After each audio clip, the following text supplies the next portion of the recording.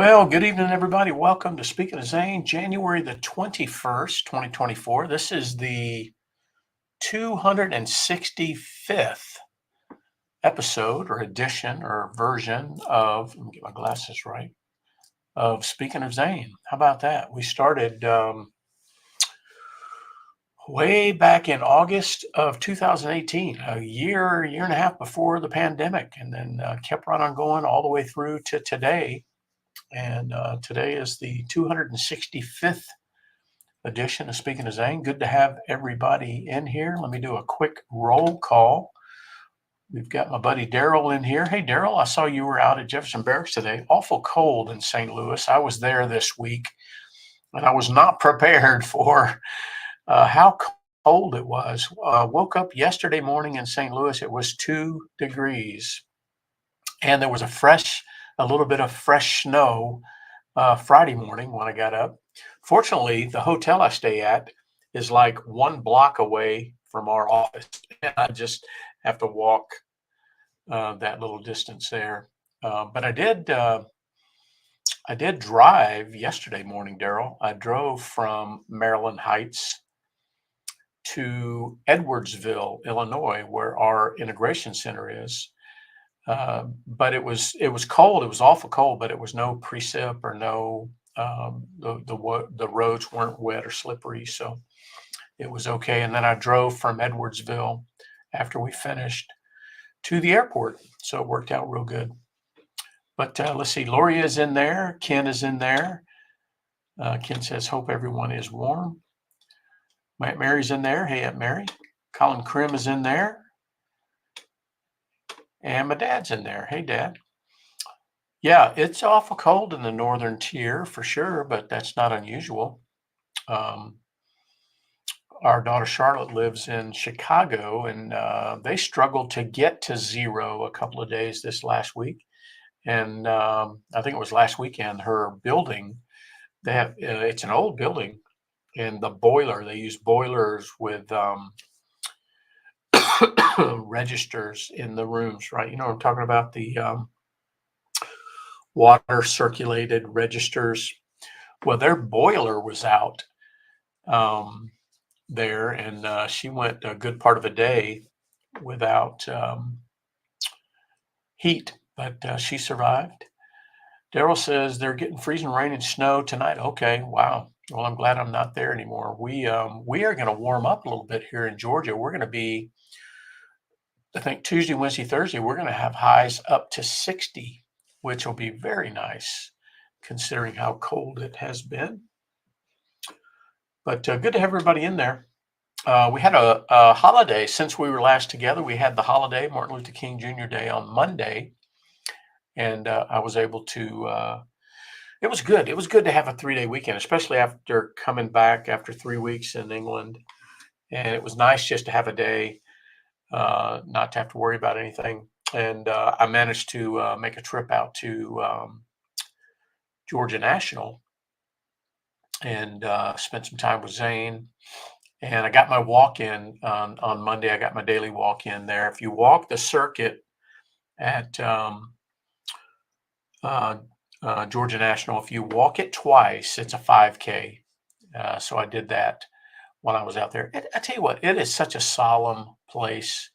I've often described it as my favorite place and my least favorite place all at the same time. It's hard to reconcile that for sure. But when I go out there, I feel a sense of calm, a sense of peace, and it's an interesting place for sure. But I did that on Monday, and then worked here on Tuesday, and then headed to St. Louis on Wednesday, where I spent Wednesday night, Thursday, Friday, Saturday. Came home. I got home late last night. But always enjoy my trips to St. Louis. I have fallen in love with St. Louis. It's where my company is headquartered. I've worked for this company for 12 years now, and enjoy going back to St. Louis. And I have grown to really admire St. Louis people, and I love the Cardinals and their fans, and I always enjoy going for work there, and had a great time there. Ron is there from Detroit. Go Lions! Yeah, watch the Lions game today, Aaron. The Lions and the Bucks, and the Lions are on to the next round. And I've not been much of an NFL guy since the whole Colin Kaepernick thing. I just got really soured on it. But this year, I have had a game or two on in the background, and I think time heals all wounds. And I'm watching the Chiefs and the Bills right now. So we'll see how things go. I mean, I have never been that soured on sports since the baseball player strike in the mid '90s, and Tom Glavine. I still don't like Tom Glavine because he was the union head at the time, and I'm still soured on that. Can you believe it? Anyway, but I do have the game on here, and I did watch a little of the game in the airport yesterday, but we'll see how things go. Okay, well, let's see. So I'm back home. I got a normal week coming up this week, as normal as they get.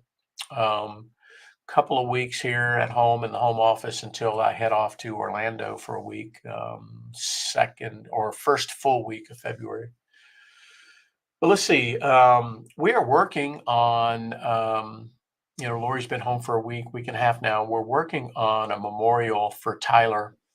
I mentioned this. I got a little bit emotional last week talking about this, but um, he certainly deserves a remembrance, a memorial, a service, a celebration, whatever you want to call it. So we're working on that, and the date that we're working around, and there's some dependencies, is March the 9th. That's a Saturday. But there's a person that was very special to Tyler. I've talked about him, and I've mentioned him in the Speaking of Zane Facebook group, but his name is David Awalala, and we're hoping he can come. We would love for him to come and speak at Tyler's funeral service memorial. So I've got a message into him to see if March the 9th works for him. And I think we're flexible enough that we could do, any Saturday in March to accommodate David making the visit. So we'll let you guys know about that.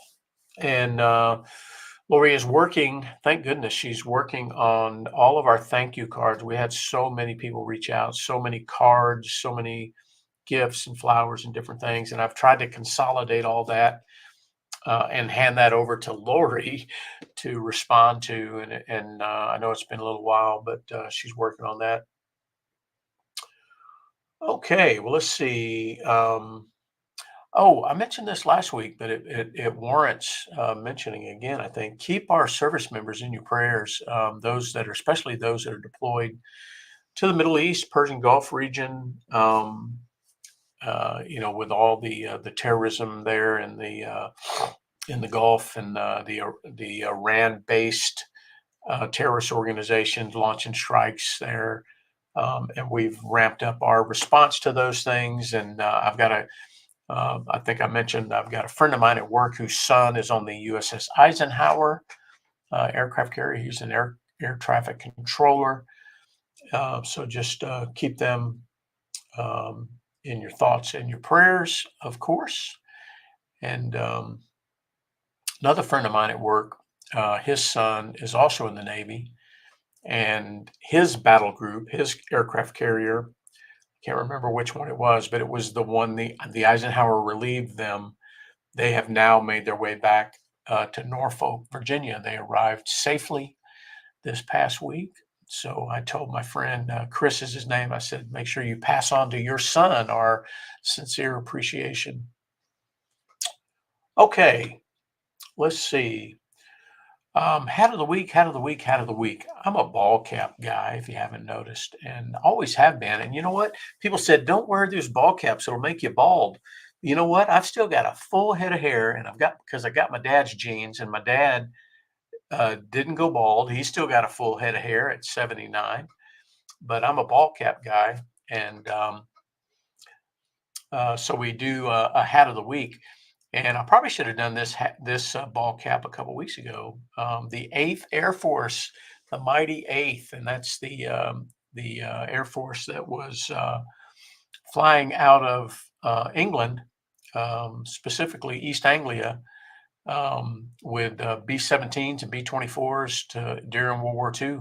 And Lori and I were there, of course, and got a chance to visit some of the old bases, and hope to do more of that before my time is done. But that is why the Eighth Air Force is the hat of the week. How about that? Also, it's a good reason this is the hat of the week because I haven't even mentioned this to Lori yet.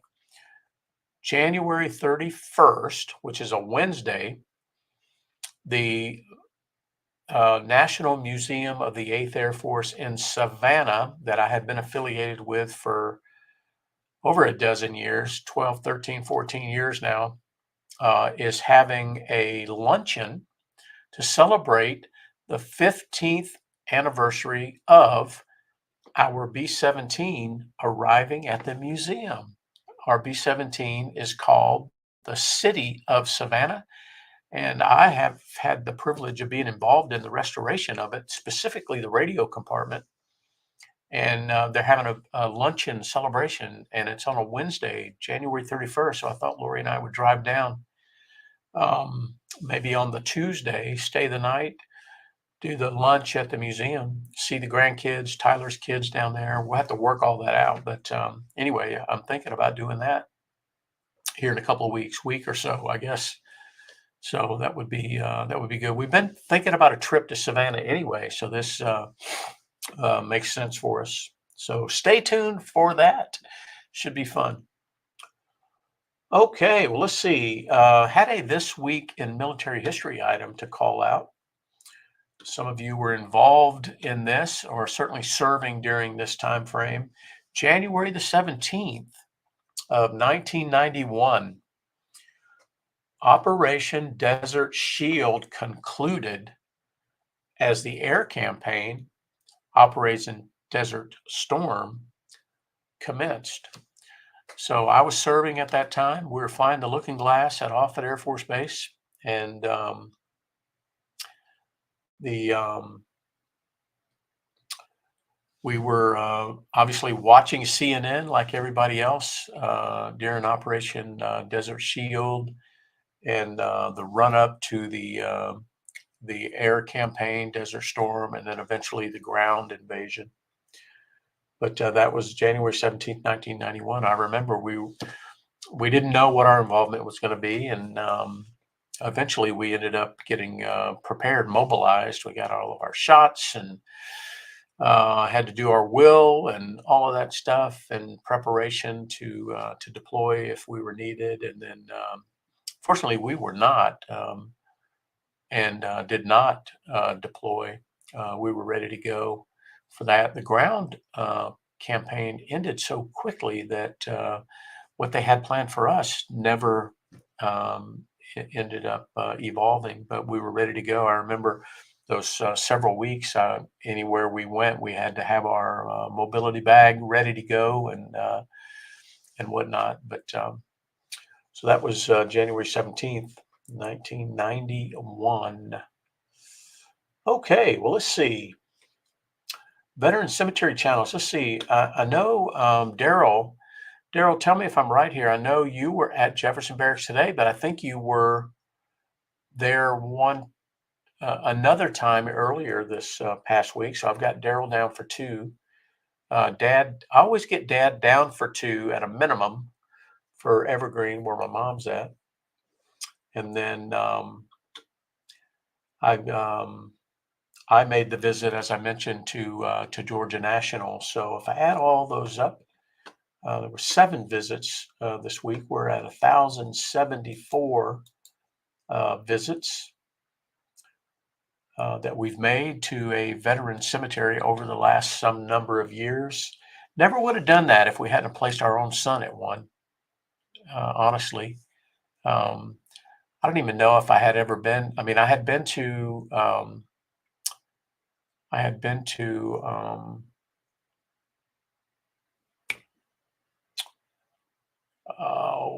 Gosh, why can I never remember? I had been to DC to the cemetery there. Somebody helped me in the chat um, before, um, but that may be the only national cemetery I had ever visited until um, we put Zane to rest. And then now, Arlington, thank you, Daryl. Gosh, I don't know why I can't. And I've been to Arlington now. I've probably been to Arlington 5, 6, 7 times now.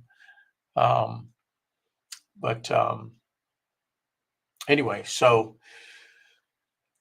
1,074 visits, and since we started sort of tracking that, and I get I get a great sense of fulfillment whenever I can visit one, especially if it's a new one that I've never visited. They all have their own uniqueness, of course, but they're all rooted in some commonality as well. It's a very interesting thing for sure, and I enjoy my visits there, and they're very reverent and respectful places. Well, let's see. How about some veteran interactions this past week, or some Thank a Vet challenge? Um,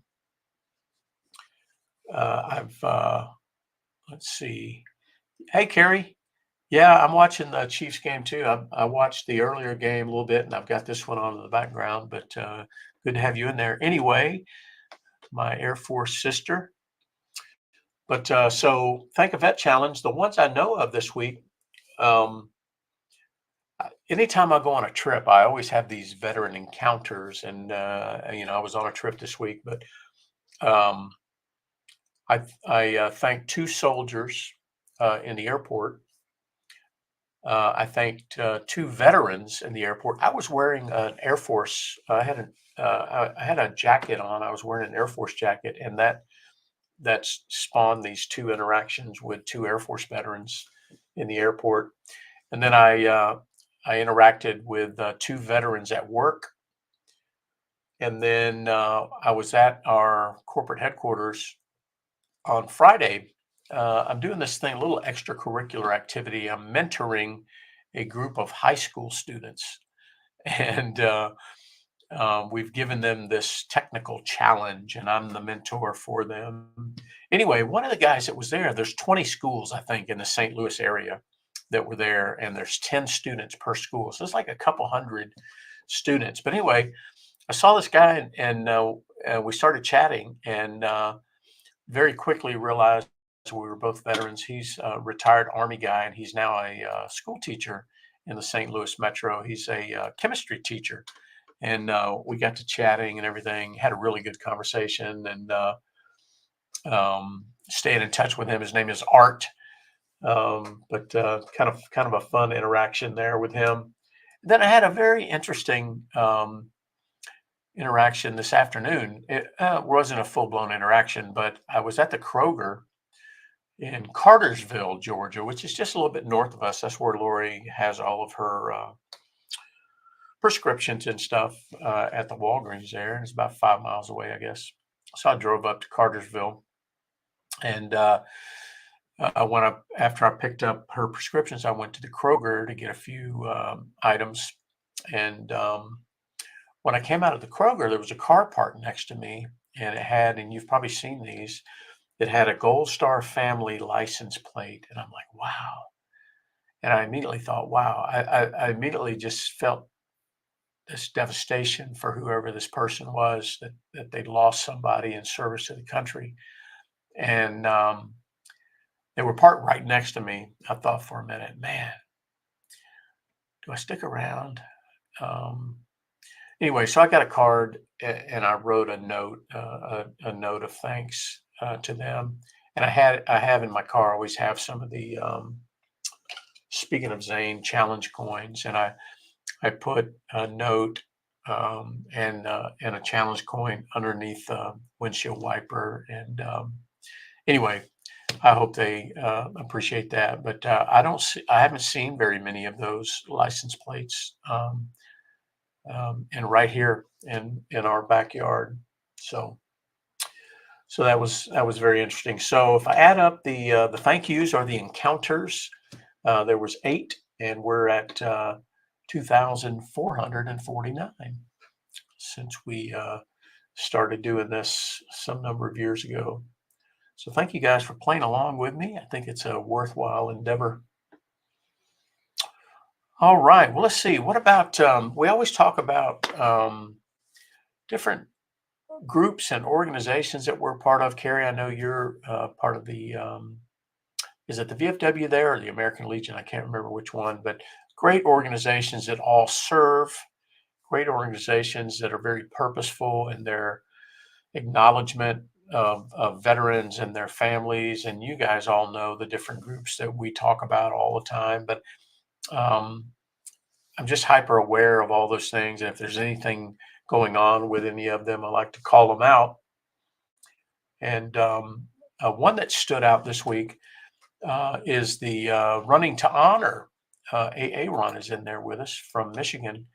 Running to Honor um, is an organization that Aaron founded there some number of years ago to acknowledge and recognize the fallen and on and off the battlefield. And he's done a fantastic job with that. And he does an annual race. So every July, there's the Running to Honor 5K. And we've been doing it now for, I don't know what, Ron, 3 or 4 or 5 years, I guess.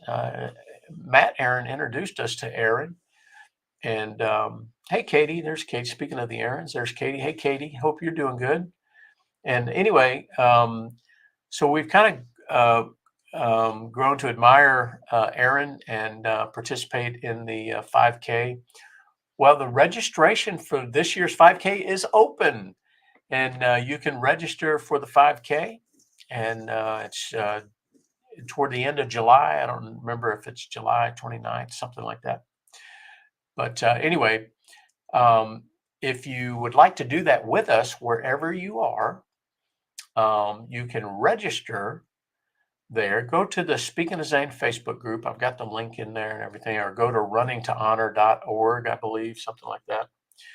Or just go to Facebook and search Running to Honor, and you'll find it. If you can't find it in any of those ways, reach out to me and I'll let you know. But anyway, you can register. And when you register to be a runner or a walker, virtually or in person, you can choose the team that you want to be a part of. And we have a team called Speaking of Zane 2024. So you can join our team. Some of you already have. So that'll be fun. I always look forward to that. I tell you, I always look forward to that. And have it even have a more of a reason to look forward, because I mentioned this last week. In 2026, the race is going to be dedicated to Zane. Wow. That's just hard to even fathom. And Lori and I are going to go up there and be part of it in 2026. And I cannot wait to visit Michigan. Matt and Katie, I've never spent much time in Michigan. I've only flown through Detroit, like half the world. But I'm excited to get up to Michigan and spend a week or so and do the race and honor Zane and have a good time there. So a little ways off, but it'll be a lot of fun for sure. We got a lot of things to do between now and then, though. We got a lot of other stuff to do, like a lot of things to do at my Warriors Place down in Tampa, and different things coming up. But really looking forward to that. Yeah, Lori puts a reminder in the chat there. We're also talking about having a gathering to remember Zane. This is here in the next week or so. In fact, on January 31st, it'll be 8 years that we lost him. And so this late summer, early fall, Lori's talking about having a kind of a gathering for anybody who wants to come and acknowledge Zane and hang out with us for a little bit. And I think we're thinking about Gatlinburg, Pigeon Forge, Asheville kind of area. So That'll be fun, and we need to get the word out to all of his Army brethren and everything. So stay tuned for that. Yes, Katie, I'm well aware of the Yankee Air Museum. They've got a B-17 there. And I had forgotten about that, but I'm going to have to bake that into the trip for sure. Thank you for that reminder. It's called Yankee Lady, I believe, is the name of the B-17 there. How about that? Good stuff. Okay. Well, let's see. What do we got going on this week? I've got. I'm in the business of teaching these days. I've been an engineer, sales engineer for a couple of decades now, and the company asked me to teach other people to do that, and I've been doing that for about 3 years. You guys have heard me talk about the pride that I have in seeing these young people develop and whatnot. Well, we just had a group that finished with us this week, and now we've sent them off into the wild, and it very satisfying for sure. And now I've got a little bit of a break from that. I've got a lot of work to do, but we're graduating this group. They finished with us. They actually won't have their graduation till sometime in March, but they've done with us, so it frees my calendar. I'm with them. Me and my school teacher teammate, we're with them, and we have been for about the last 10 weeks. We're with them for 3 to 4 hours every single day.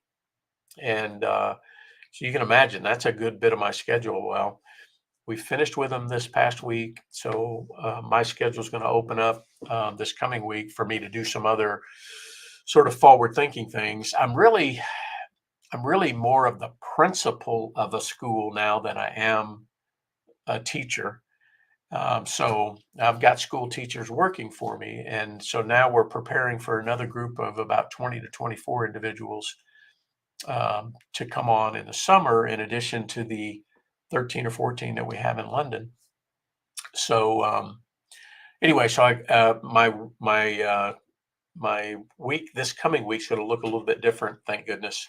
And I'll have more time to do some of this more strategy stuff at my job. I'm certainly in my final decade of work. I know Steve and Amy and Jimbo and others, Daryl, they've all retired. This guy, I'm only 60. I'm still working. I'm looking forward to retiring, but I gotta get a few more years under my belt. But I'm looking forward to joining you all in retirement here within the next decade. So that'll be we'll see how that goes. I'm positive about it. I feel very good about where I'm at, and I'm looking forward to that. But okay, well, let's see. Lori's wanting to know if the snow will be melted. Yeah, it's going to be beautiful in Michigan in July. I guarantee you, and that'll be a lot of fun. I might even be able to convince my dad to come along with us and my sister. That would be quite a trip there, but we'll see. One piece of negative news, one bad thing. We have this segment called "Heroes Lost or Wounded." You guys probably saw that we had a couple of Navy SEALs that went missing, lost at sea as they were trying to board one of these terrorist boats.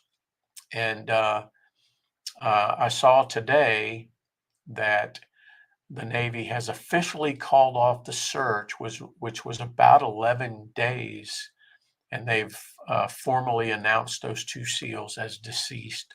It's terrible. We don't know the names of them yet, and I'm certain we'll find out this week, and we'll announce them next week and acknowledge their service and sacrifice. Just a terrible thing. I feel so bad for their families, for sure. And it's the price of freedom, and these men and women are willing to step forward. I'm so grateful that we have a generation of men and women that are willing to step forward. And like we had in World War II, these young men got on that plane, 10 of them got on every B-17, and they went to Germany knowing that it was a coin toss whether they were coming back. And we've got men and women willing to do that today. And those two Navy SEALs are a good example of that. And my heart breaks for their families, for sure. So anyway, well, thank you guys again. As I mentioned, this is therapy for me, so I appreciate you guys being my therapist. By the way, if anybody ever has anything they want to talk about or share with the group, even I get tired of hearing the sound of my own voice. If anybody would like to share anything with the group, I can bring you into the video feed. Just let me know. Just let me know. I would love that. We've done that a little bit in the past, but not as much as I would like to. I would love to bring some folks into the video feed and have you share along with us. So keep that in mind and let me know if you'd like to do that. And I'd be more than happy to bring you in. Okay, well, that is it, I think, for this edition of Speaking of Zane. What did I say we were at? 265th. This was the 265th time we've done this. Um, we have rarely missed a week. Missed the three while I was in the UK. We missed a couple here and there, but we've been pretty good about it, and it's all because of you. If there was nobody here listening to me, then it wouldn't happen. But thank you all so much. I appreciate every one of you as friends and family, and thank you so much for remembering Zane and all of those that we've lost uh, during combat and after, and um, they deserve to be remembered and acknowledged, and you guys are a part of that. So thank you so much. All right. Well, we'll look forward to seeing you all again next Sunday night for what will be the 266th edition of Speaking of Zane. Tune in to find out what the hat of the week is. We'll see you all then.